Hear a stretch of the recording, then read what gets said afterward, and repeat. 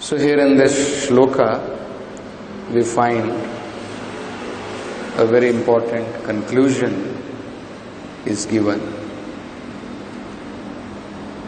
Tvam sarva yagna kartur iti bandhan ishti bandhanaha.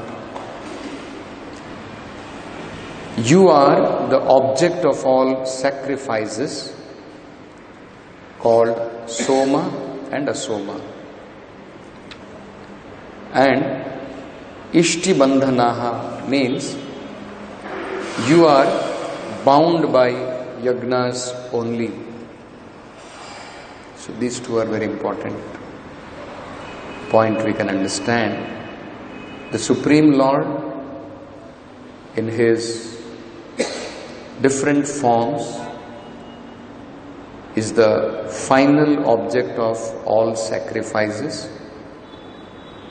And the Supreme Lord can be understood or bound only by yagnas. So in the purport also, Prabhupada is repeating the same very important point, that there are 7 kinds of routine yagnas which are performed by the followers of Vedas. So they perform different rituals, different yagnas are performed like Agnishtoma, Atyagnishtoma, Ukta, Shodashi, Vajpeya, Atiratra, Aptorayama. So like that, these 7 yagnas are performed ritually on routine basis. So what happens by these yagnas? When they are performing these yagnas, by proper performance of these yagnas, when the Brahmanas are chanting the mantras, when they are offering the items, ingredients in the sacrifice, everything, they are supposed to be in touch with the Supreme Personality of Godhead. By the performance of these sacrifices, they are supposed to be in touch with the Supreme Personality of Godhead. So Prabhupada is saying, anyone performing such yagnas regularly is supposed to be situated with the Lord. That means they are in contact with the Lord. By these yagnas, the devotees are in touch with the Lord. But then, in this age of Kali, are we ready to perform? First of all, there are no qualified Brahmanas who can chant these mantras properly. And Kali Yuga is an age of poverty. People are poverty stricken, even they don't have practically, things to eat. Gradually we find as Kali Yuga is going to progress, there will be lot of scarcity. Water, pure water will not be available. Now itself we are seeing water is being sold in the bottles. Time will come when even air will be sold, because everywhere will be polluted air. Correct? So then air also, with cylinder bags we will be carrying and we will have to take air like that. Time is going to come like that. I was reading in one article that how in a day, sometimes we find, when a person is in emergency, he is put on oxygen, ventilator. So that means artificially oxygen is supplied. And if you calculate the cost, you can just imagine it comes to crores and crores of rupees. That much amount of free oxygen now we are inhaling without paying anything. And imagine if the time comes where we have to pay for oxygen. Because oxygen is not like something like water, which we require only after 3 hour, 4 hour, once in a day also if we drink, or twice in a day if we drink is more than enough. Oxygen is every moment you are going to require, isn't it? So, in Kali Yuga, people are very poverty stricken. It is very difficult to have every day performing these varieties of yagnas. One day, let us say we start with Agnishtoma, and then next day Atyagnishtoma, another day Ukta, Shodashi, like that all 7 days are engaged performing these varieties of yagnas. Where we are having that kind of money, where we are having that kind of brahmanas who are expert in chanting those mantras. So knowing the faults of Kali Yuga, the Lord very mercifully has given a process by which to worship the Supreme Lord. In a way, it is possible for all of us. So we don't require to chant some expert mantras, because Kalau Shudra Sambhavat, everybody is a Shudra. Somebody is claiming I am Brahmana, somebody is thinking I am Kshatriya, I am this, I am that, somebody is, isn't it? No. Kali Yuga is filled with only Shudras. So first of all, there is no expert Brahmanas. And Kali Yuga is filled with many other faults. So, the Lord very mercifully has given another method of performing sacrifice. And the most important of that sacrifice is to chant the holy name of the Lord. And not only that, Prabhupada has very mercifully given us such activities by which we can perform yagna at every moment. Because first of all, let us understand what is yagna. What do we understand by yagna? Activities meant for pleasing the Supreme Personality of Godhead is called yagna. So Prabhupada in Krishna consciousness has very mercifully given us a method by which any activity we do, our eating is yagna, our sleeping can be yagna, our walking can be yagna, our working can be yagna, our business can be yagna, our talking can be yagna, everything can be yagna. Even our playing music can be yagna. But of course, as devotees, we have to be cautious not to become so-called familiar with kirtans, with japa, and after some time we become dull. And sometime one devotee was telling me that,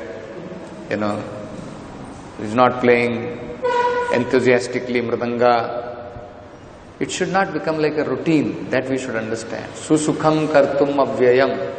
We are actually not able to understand the gift Prabhupada has given us. Right?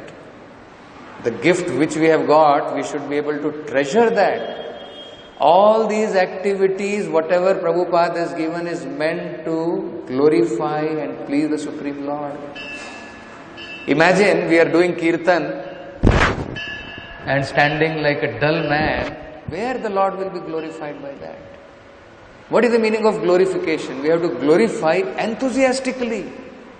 We are sleeping and we are thinking we are glorifying the Lord. Isn't it?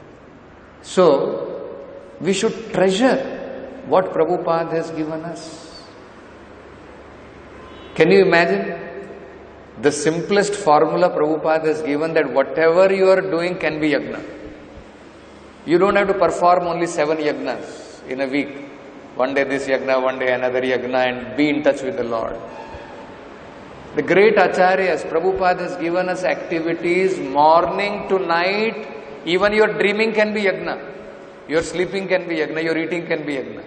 Even that is not sense gratification. We are honoring prasadam. We are not eating for sense enjoyment.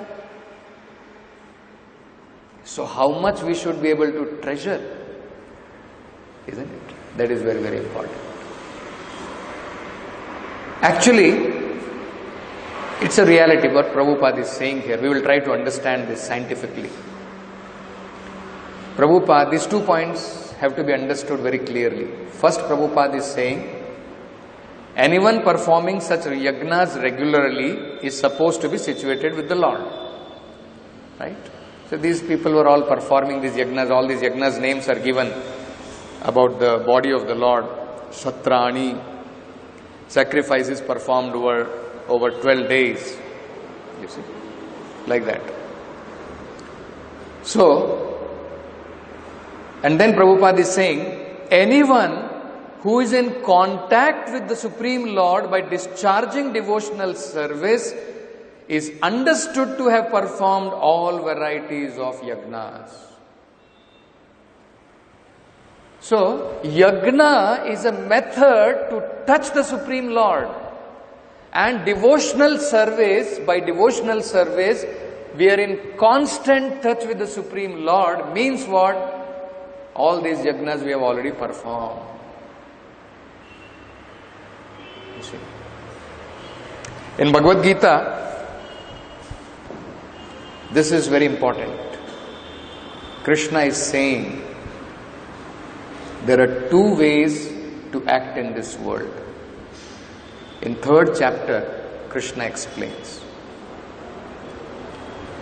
One method is that whatever activities we are doing, we do it for sense gratification.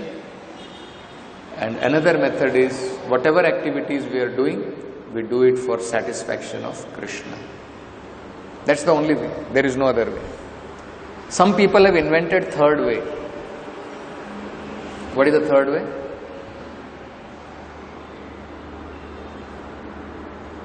No activity. Don't do activities. You see. Actually, there are only 2 ways. 3rd way does not exist. Either you act for sense gratification, or you can act for pleasure of Krishna. Choice is ours. I was reading one WhatsApp message also. It was saying, let us say some gloomy situation has come in our life. Choice is ours. Either you can be anxious about that situation, or you can depend on the Lord and be freed from that anxiety of that situation. Situation is there.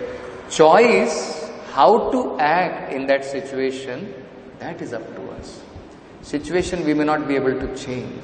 How we react to the situation, that we can change. Similarly, activities cannot be changed. We have to act. We have to eat, we have to sleep, all those things are there. Isn't it? But the focus of those activities can be changed. So either we can perform those activities for our enjoyment, or we can perform those activities for satisfaction of Krishna. And in both of them, results is completely different. In one, the result is we become liberated. Another, the result is we become bound. Anyone can quote that verse from Bhagavad Gita? Activities for the pleasure of the Lord will result in liberation from this world. And that is what should be performed. Activities for sense gratification are cause of bondage. Yagna arthat karmano anyatra lokoyam karma bandhanaha tadartham karma kaunteya muktaha sangha samachara. So what is Krishna saying? Work done as sacrifice for Vishnu has to be performed. So actually this is the formula. No need of doing any separate sacrifice. You work, whatever work you are doing, do it as a sacrifice for the Lord. Yagna arthat karmano. Karma has to be done to please the Supreme Lord. Yagna arthat means for the pleasure of Supreme Lord, as a sacrifice for the Supreme Lord. Otherwise, what is going to happen? Anyatra. Anyatra means if this is not done, lokoyam karma bandhanaha. Work will only result in bondage. But if we work for satisfaction of Lord Vishnu, then what happens? Muktaha sangha samachara. We will become liberated from this bondage. So, this is how work has to be performed. So, imagine the activities which Prabhupada has given, that every moment we can be performing sacrifice. Every moment we can be performing yagna and pleasing the Supreme Personality of Godhead. You see? So as I was saying, Prabhupada says that when he went to America, he saw there was a signboard of a big yoga society. Big signboard was there. One yoga society they have put. A very famous yoga society. So what was the signboard? It said, you become silent and you will become God. So this is the signboard. And then Prabhupada was saying, what is their silence, you understand? So only tongue they will keep it closed, and if they want to have a conversation, they will write and give. So what is this nonsense? What is the meaning of their silence? Isn't it? So actually, Prahlad Maharaj also says, for some people, silence is better. For whom silence is better? For those who cannot control their senses. Ajitendriyanam. For those who cannot control their senses, better they should remain silent. Why? Because otherwise they will only perform notorious activities. So sometimes it is required. Sometimes when a child is very naughty, then for him it is better, rather than doing notorious activity, the father or mother will say with a stick, better you keep quiet, isn't it? With force we want that better they keep quiet. Yes. For such people silence is better. Otherwise, with their nonsense activities, they will only disturb people. Isn't it? So for Ajitendriyanam, for those who cannot control their senses, silence may be required. But for those who can utilize their senses in a better way, silence is not required. Better we should use our tongue to glorify the Lord. And that is what Prahlad Maharaj did. Even when in the intervals there was time, he would go and preach to the students. No silence. Every time he was preaching. So this is a better use of all our senses.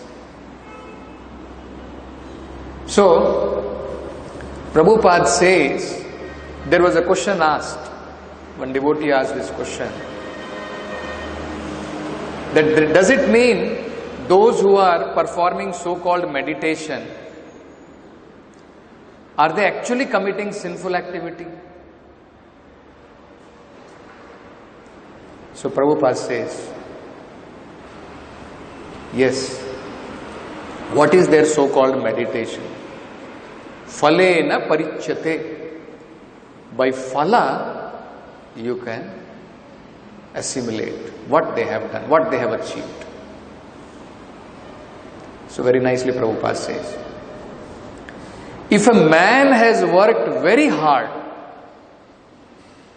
suppose man is working very hard and has become wealthy,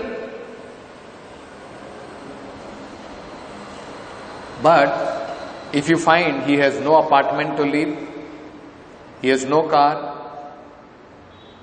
where is the evidence of his success? This is straightforward. If a person by practice of so-called meditation is advancing in spiritual life, Why is he materially affected? Why is he materially affected? Why is he still attached to materialism? Attached to materialism means he is still performing all sinful activities. So his life is not freed from sins. And then Prabhupada gives another example. Before an examination, a student may study a lot, but if he fails, does it mean he has studied? Just before the examination, the student studies a lot, and we find the student fails. Then where is his studies? Phalena parichyate. No, I studied a lot. What have you got? 0. So what is your study? Similarly, these so-called people who are performing meditation, silent meditation, what have they achieved? Have they achieved distaste from the material world? Have they achieved detachment from material activities? Then we can say, yes, you have advanced by your so-called meditation. So, then Prabhupada says, the test is spiritual advancement means minimizing material activities. Bhakti pareshanu bhavo viraktir anyatra syat. Automatically, they will give up material engagement and concentrate on spiritual advancement. So everyone has to ask himself, how far have I advanced? How far I have become detached from material contamination? If you are sincere, you should examine yourself. So actually this is the way. So Prabhupada is saying that those who are performing actually devotional service, that means he has already performed all these varieties of sacrifices. There is another very important factor which we should understand, that devotional service is the pinnacle of all other processes. It is just like if you have passed, if you are sitting as a judge in the court, what does it mean? You are already a barrister, you have already passed through the barrister stage, you have got your law degree, all those things is already there. If you are already sitting as a Supreme Court judge, that means all other things are already done, because it is a pinnacle of that education in that direction. Similarly, if one is performing devotional service, it means he has already undergone all kind of lower processes. He's already finished all those kind of lower processes. Prabhupada says actually bhakti is scientific. All other processes are not complete. They are incomplete. Bhakti is a complete process. Not only it is a complete process, it is a direct process. It does not depend on any other process. All other processes, they depend on one another. And finally, they depend on bhakti. Without bhakti, jnana, karma, yoga cannot give you final destination. And gradually, all these are step-by-step process. From karma, you will come to jnana. From jnana, you will come to yoga. And gradually, until and unless you take to bhakti, you cannot reach your final destination. So Prabhupada says, bhakti is very scientific. And it is a direct and easy process. So those who are intelligent, they will take to this process, rather than going step by step. Prabhupada used to give that example, that who is intelligent? If you have to reach 100th floor, imagine you have to reach your office, it is on the 100th floor. You take a staircase. You start at 10 o'clock in the morning and you reach 5 in the evening. By the time your office is already locked. What is the use of taking that staircase? Better is take a lift. Immediately you will reach. Take the direct process. So bhakti is like that. It is a direct process. Ultimately, by all other process also you have to take to bhakti and then finally reach. And bhakti is like a lift which will take you directly. So there's a very nice example Prabhupada gives that how two classes of people are there. One is those who are simply making philosophies, and another who are blindly following religious ritualistic processes, and both cannot achieve the desired results. That also we are seeing. There are people, you go to temples blindly, they will be following some rituals, and there are people who are only giving philosophies. You see, Prabhupada says both of them are incomplete, they cannot reach. Whereas bhakti is an assimilation of both. Means it has rituals, but all those rituals have a philosophy behind those rituals. There is an understanding. We are not some fanatics. There is a science behind that. So very nicely Prabhupada summarized. We will read that and we will complete. There are certain classes of men who simply philosophize, and there are certain classes of men who simply blindly follow religious ritualistic process. Bhagavad Gita is a scientific combination of both. You should be religious, but you should also understand everything philosophically. Otherwise, one becomes a religious fanatic. In Chaitanya Charitamrita it is said, Chaitanyera dayara katha karaha vichara. Just try to use your philosophy, your logic, your nyaya, everything, and understand Chaitanya Mahaprabhu. Then what will happen? So then Prabhupada further says, Karaha vichara means you try to analyze, you try to understand with philosophy, with logic. Not blindly, philosophically. And then what will happen? Vichara karile chitte paive chamatkara. If you are actually a wise man, you will find it is sublime. If you simply stick to your own religious, ritualistic principles without trying to understand the philosophy of everything, you will become a fanatic. So we should not become religious fanatics, nor dry mental speculator. Who are others? One is fanatics, another is dry mental speculator. They are only speculating. They are not coming to the conclusion of worshipping the Supreme Lord. That all their philosophy, what it is meant for? It is meant for glorifying the Lord. All their philosophy is meant for doing activities in the service of the Lord. That they don't come to the conclusion. So what is the use of their philosophy? Read Vedanta, why are you performing this, all these things? Even Chaitanya Mahaprabhu was asked this question, isn't it? Better you should be reading Vedanta. What is the use of, what is the meaning of reading Vedanta is finally to worship the Supreme Lord, to glorify the Supreme Lord. And what Chaitanya Mahaprabhu was doing was the highest, glorifying the Supreme Lord. That is the end of Vedanta. So one is fanatics, religious fanatics, another is dry mental speculator. Bhakti is scientific. It has both. It has philosophy and it has activities which are backed with proper understanding. So you should be religious and also try to understand each and every line philosophically. We have seen many such philosophical speculators. They simply talk in meeting, that's all. And if we examine their private character, it is less than ordinary. A person may be a nice speaker, but that will not help in spiritual realization.